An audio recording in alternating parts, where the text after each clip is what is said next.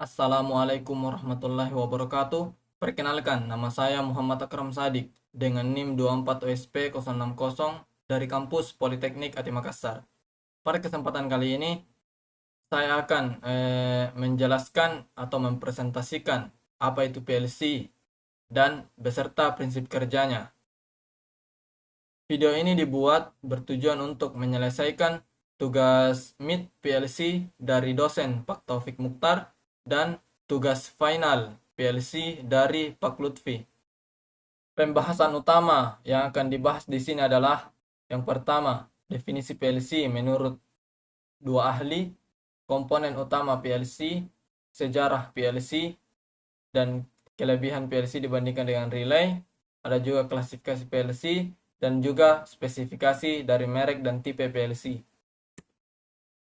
Yang pertama itu ada KPL pada tahun 1982.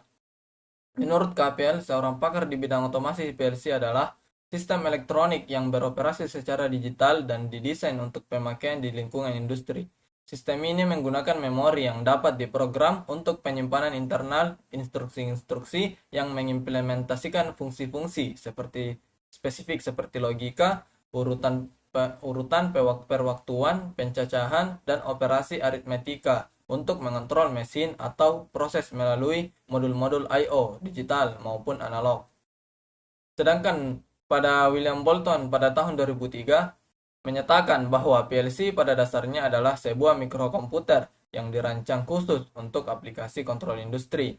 PLC bekerja dengan cara menerima sinyal masukan dari berbagai sensor, memprosesnya sesuai dengan program yang telah ditulis oleh pengguna, dan kemudian menghasilkan sinyal keluaran untuk menggerakkan aktuator seperti motor, katup, atau solenoid, dan mengendalikan jalannya sebuah mesin atau proses.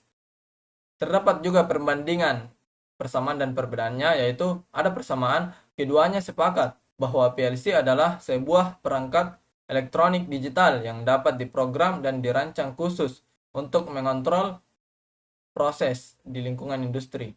Sedangkan perbedaannya itu untuk definisi KPL lebih praktis dan formal. Definisi ini sangat baik dan untuk memahami apa saja komponen dan kemampuan yang dimiliki PLC secara fundamental. Sedangkan pada definisi William Bolton lebih praktis dan mudah dipahami. Definisi ini menjelaskan bagaimana PLC beroperasi dalam sebuah sistem kontrol, sehingga memberikan gambaran yang lebih jelas tentang peran PLC dalam sebuah aplikasi nyata. Selanjutnya ada komponen utama PLC. Di dalam CPU terdapat komponen utama, yaitu prosesor, memori, power supply. Prosesor itu adalah otak dari CPU untuk mengeksekusi dan menjalankan instruksi logika yang telah dibuat oleh pengguna. Memori itu berfungsi untuk menyimpan program yang telah dibuat, dan program yang disimpan itu akan dieksekusi oleh prosesor. Selanjutnya ada power supply, yaitu berfungsi untuk memberikan arus listrik dari sumber listrik ke PLC dengan mengubah tegangan AC 220 volt menjadi tegangan DC, misalnya 24 volt DC atau 5 volt DC yang dibutuhkan oleh prosesor, memori, dan sirkuit elektronik lainnya. Selanjutnya ada sejarah PLC, yaitu pada tahun 1968, Modicon 084 yang dikembangkan oleh Dick Morley dianggap sebagai PLC komersial pertama digunakan oleh General Motors. Ada pula pada tahun 1970-an pengembangan bahasa pemrograman, yaitu ladder logic yang menyerupai diagram sirkuit relay, mempermudah transisi teknisi. Dan selanjutnya ada pada tahun 1980-an, PLC menjadi lebih kecil, lebih cepat, dan dilengkapi kemampuan jaringan, memasukkan fungsi aritmatika dan manajemen data. Pada tahun 1990-an dan hingga kini, integrasi PLC dengan sistem HMI atau yang disebut Human Machine Interface, SCADA, dan Ethernet, munculnya PLC modular dan compact PLC. Selanjutnya ada kelebihan PLC dibandingkan relay. Dalam dunia otomasi industri, keunggulan PLC yang signifikan dalam hal fleksibilitas, efisiensi, dan kemudahan penggunaan yang menjadikannya pilihan utama untuk berbagai aplikasi, mulai dari mesin sederhana hingga proses pabrik yang kompleks. Secara mendasar, perbedaan fundamental terletak pada cara kerja dan kapabilitasnya, relay adalah perangkat elektromekanis yang bekerja berdasarkan prinsip kumparan dan kontak fisik, sedangkan PLC adalah perangkat elektronik berbasis mikroprosesor yang dapat diprogram. Selanjutnya klasifikasi PLC. Pada nano PLC itu memiliki I/O yang sangat kecil, biasanya di bawah 32. Micro PLC jumlah I/O-nya berkisar antara 32 hingga 128. Ada juga small PLC memiliki I/O yang lebih besar, antara 128 hingga 512. Dan kemudian juga ada medium PLC, jumlah I/O-nya itu antara 512 hingga 4096. Dan terakhir ada large PLC memiliki I/O lebih dari 4096. Selanjutnya, tipe PLC yang saya gunakan yaitu adalah Omron CP1L L20 DRA, yaitu dengan program capacity 5000 step dan 20 I/O points. Output klasifikasinya itu relay output dan power supply-nya itu AC. Selanjutnya tabel I/O list. Bisa kita lihat pada push button start dengan tipe I/O digital input dengan alamat 0,0.01. Pada push button stop dengan dengan I/O tipe I/O yaitu digital input dengan alamat 0.03. Selanjutnya ada push button reset dengan tipe I/O digital input dengan alamat 0.05. Ada pula kontak KF itu kontaktor forward dengan tipe I/O digital output, alamatnya itu 100.07, dan kontaktor reverse dengan digital output dengan alamatnya itu 100.06. Dan terakhir ada buzzer dengan tipe I/O itu digital output dan alamatnya itu 100.05. Selanjutnya ada wiring daya dan wiring control. Bisa kita lihat pada wiring daya terdapat MCB 3 fasa yang bertujuan untuk melindungi seluruh rangkaian dari korsleting. Ada juga kontaktor forward dan kontaktor reverse untuk menjalankan motor secara forward dan secara reverse. Selanjutnya ada Tor yang melindungi motor dari panas berlebih.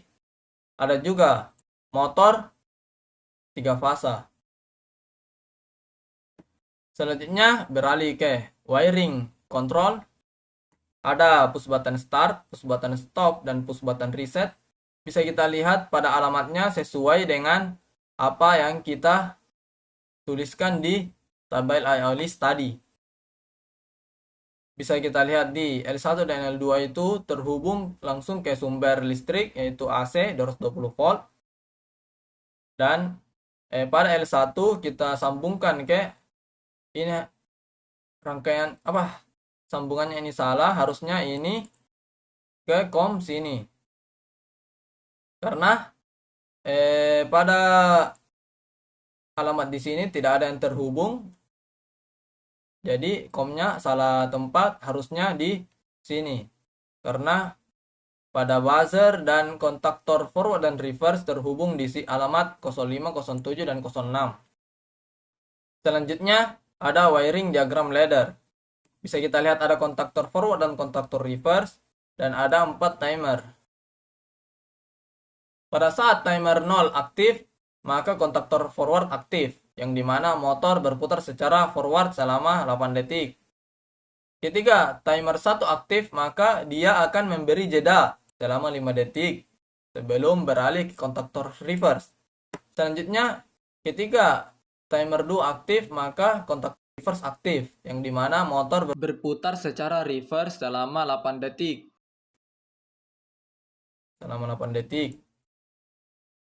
Selanjutnya, ketika timer 3 aktif, maka dia juga memberi jeda selama 5 detik sebelum kembali ke mode forward. Siklus ini berjalan selama 3 kali.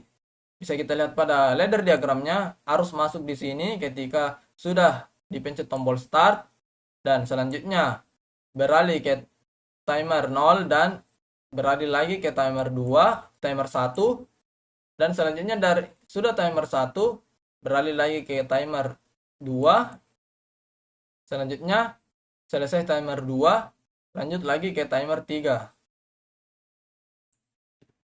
Setelah 3 kali berulang, maka counter akan menghitung selama 3 kali, dan setelah 3 kali buzzer akan menyala karena ada kontak counter di sini. Itulah tadi penjelasan mengenai teori dari PLC. Selanjutnya kita akan merangkai dan mensimulasikannya secara langsung di lab. Simulasi motor forward reverse 3 fasa menggunakan PLC dengan gambar yang sudah saya sediakan seperti ini. Kita langsung saja mulai untuk merangkainya.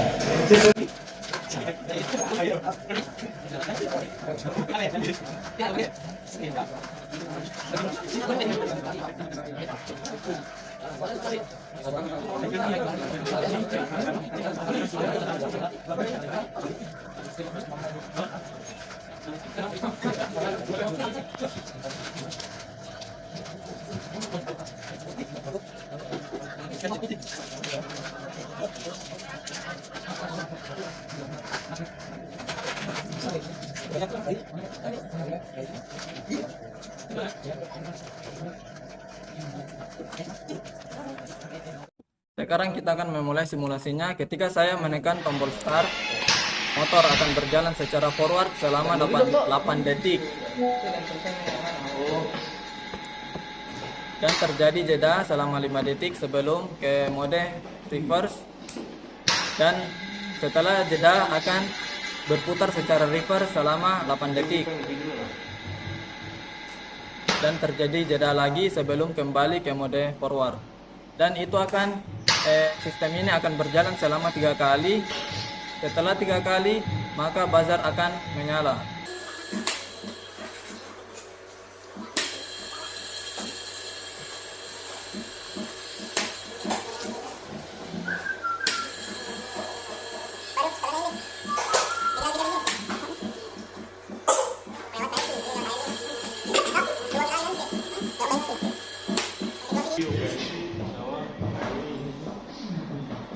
Setelah dan kali maka nyala.